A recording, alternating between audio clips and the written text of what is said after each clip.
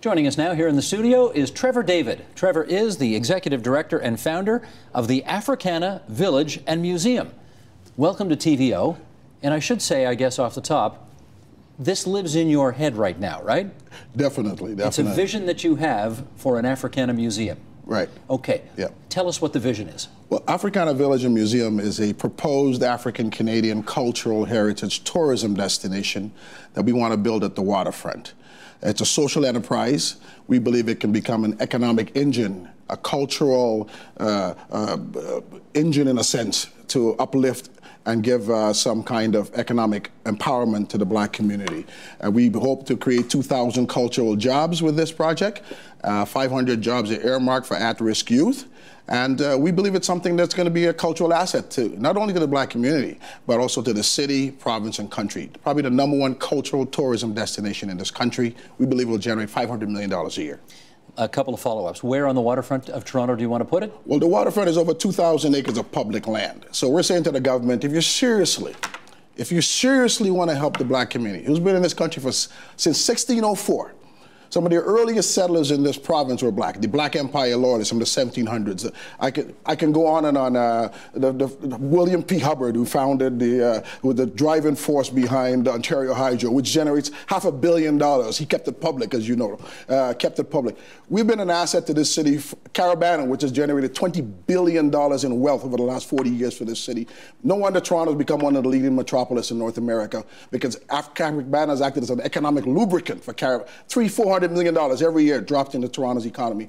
We've been an asset. We believe that the waterfront is 2,000 acres of public land. We believe that the government... Pick anywhere? Yeah, we're saying we're saying Ontario Place. Matter of fact, we love the work that Rethink Ontario Place is doing. The Opsu people, Smokey and Laura Miller is doing some great work there. We think that they're moving on the right path to make Ontario Place for all Ontarians, and we share their vision to make Ontario Place not for the Bay Street boys, not for big money, right? Not for a place where just people come and spend their little dollars, but for people like our community might get a little piece so that we can economically empower ourselves and create jobs. Another follow-up. You called it a social enterprise. Yeah. What is that? A social enterprise is a nonprofit hybrid type organization whereby it has a nonprofit component, but it's also for profit. And so it's a hybrid type of entity whereby there'll be nonprofit components, but there'll also be private components. So at the end of the day, it's got to make economic sense, right? It's got to create jobs. It's got to. But it's more than a profit-making venture. Yes, it's a social enterprise. Ultimately, the goal is not really to make money, but to economically empower a marginalized community. Okay. I think we should take a look at it, shall we? Yeah. I mean, you have a vision of what it should look like. So if we can control them, let's bring this up. Here's what you have in mind. Yeah. Take us through it. It's a grand vision, as you can see. We hear just talk about iconic structures for the waterfront. I mean, is there anything more iconic than this vision? What it is, you have the gates up Timbuktu as you enter. You've got a stadium on the side for concerts during the summertime. You have an obelisk. You have a hotel, conference center. You have the National Museum of the National African Canadian History Museum there. You have a black hockey museum. A lot of people don't know there was a black hockey league in Nova Scotia called the Colored Hockey League of the Maritimes. 1892 to 1920, like a Negro Leagues in baseball. They dominated hockey, but they've been wiped clean from history. Do a Google, it's called Black Ice, written by the Fossey brothers, 2 white Canadians who wrote the story. An amazing story.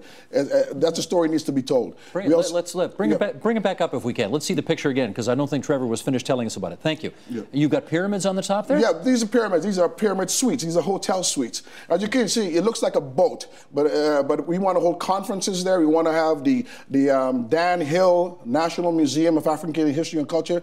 We want to have clubs, restaurant, jazz bar, reggae bar. So if you love Afrocentric art, music, culture, cuisine, and heritage, this is your destination when you come to Toronto. Okay, here's the bottom line.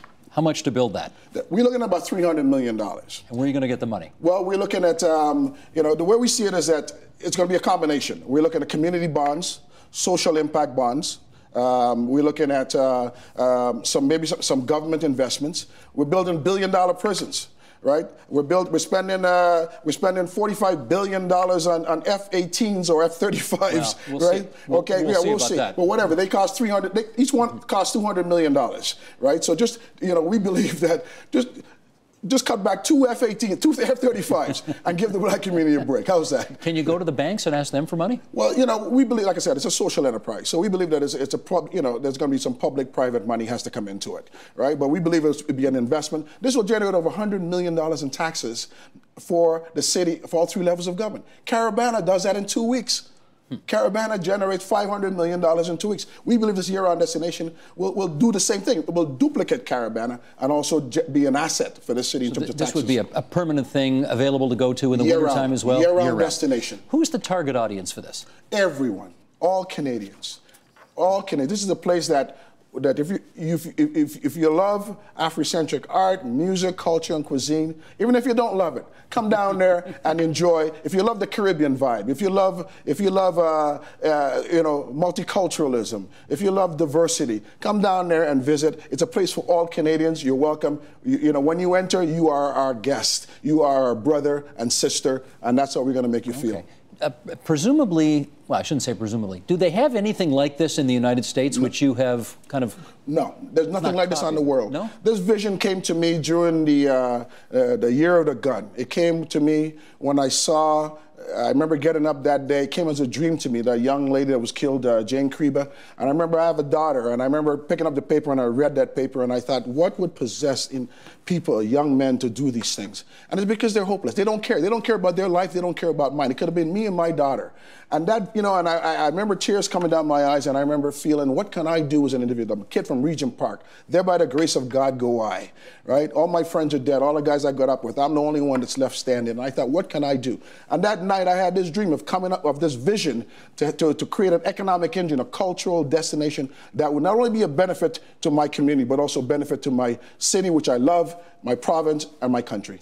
I have read that the American authorities have flowed $200 million to a similar kind of something in the United States? Yeah, every major city in the United States has an African-American cultural tourism destination, a museum. They just built $1 billion National Museum of African-American Arts and Culture on a mall in Washington. They just finished the MLK, right? In Philadelphia, the Barnes Museum in MLK, which is going to house not only European art that Mr. Barnes collected, but what people don't know is that Mr. Barnes collected a huge African art collection, right? That is amazing. That also is going to be housed. People don't know the Barnes collection is owned by Lincoln State University, a black college, right? That Mr. Barnes left that to a black college, which is worth billions of dollars. Came up here for a while, if I recall. The Barnes collection, just a small part of it. Part of it, yeah. Right? But there's a huge African art collection, and we believe also the ROM. The ROM has a 10,000-piece African art collection in its basement and storage.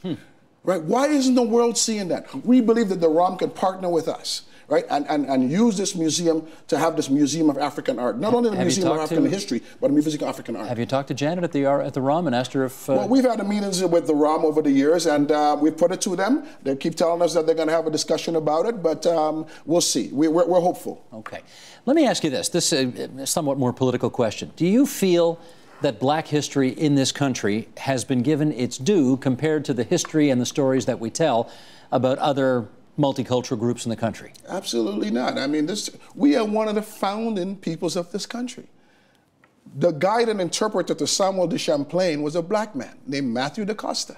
They make a small one-sentence mention of him in our history books, right? He was a black Portuguese. He was the guide and interpreter to Samuel de Champlain. How can you be the guide and interpreter to someone if you weren't there before them? Nobody asks these questions, right? So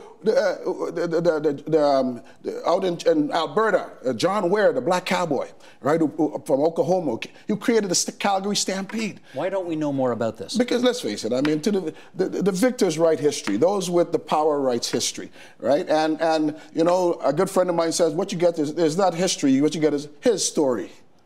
Right? That's what you get, his story. So the black, systematically, we've been wiped clean. The Black Empire loyalists who came here in the 1700s and cleared southwestern Ontario, and the black slaves who worked on that waterfront, that Portland, for years unloading those ships. We have a long connection with that waterfront. Black soldiers died at Fort York defending that waterfront in the War of 1812. Our blood is in that water. We asking for 40 acres and a mule, right? Because that was what was promised to the Black Empire loyalists.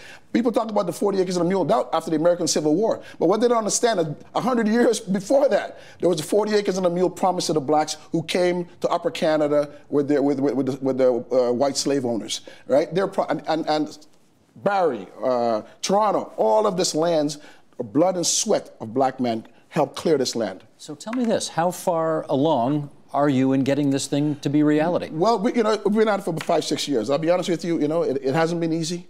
It's akin to 100 Afrocentric school, in terms of the resistance. A lot of people don't see black people as part of this country. They don't see us as part of the city.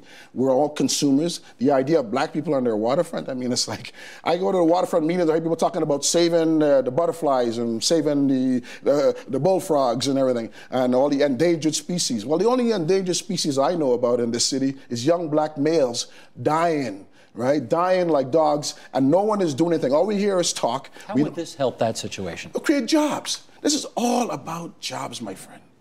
At the end of the day, it's about economic empowerment. It's about jobs, giving them an opportunity. I started this concept, and there was a linkage to George Brown, a culinary arts school.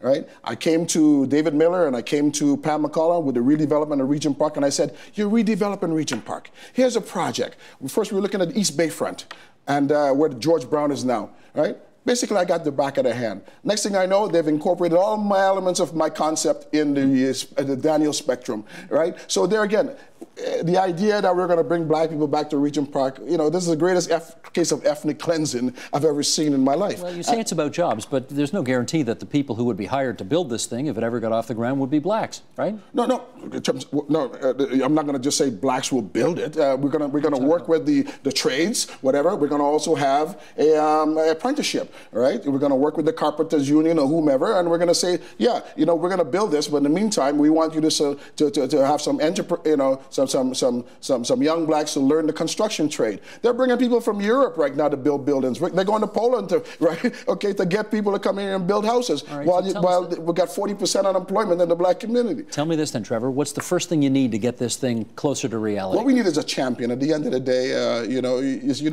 Steve, that's what makes things work in the city.